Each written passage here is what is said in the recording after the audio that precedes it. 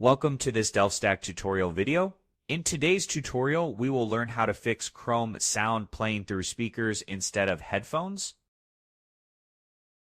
This usually happens due to incorrect system audio output settings. First, connect your headphones properly and make sure they are selected as the default audio device. On Windows, right-click on the speaker icon and choose Sound Settings. In the output section, make sure your headphones are selected as the default device. Next, check Chrome's audio output by right-clicking on the speaker icon again. Go to Open Volume Mixer. Scroll down until you find Google Chrome and click on the Output drop-down menu. From the drop-down, make sure your headphones are selected. If your headphones are not plugged in, the option will not appear.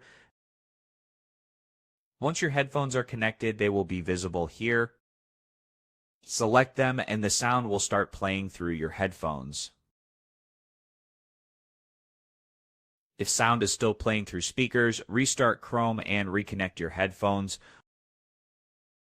Updating your audio drivers can also resolve persistent sound routing issues. That's it. We've learned how to select the correct audio output device for Chrome and fix sound routing problems. Thanks for watching, and don't forget to check out the next DelftStack tutorial videos.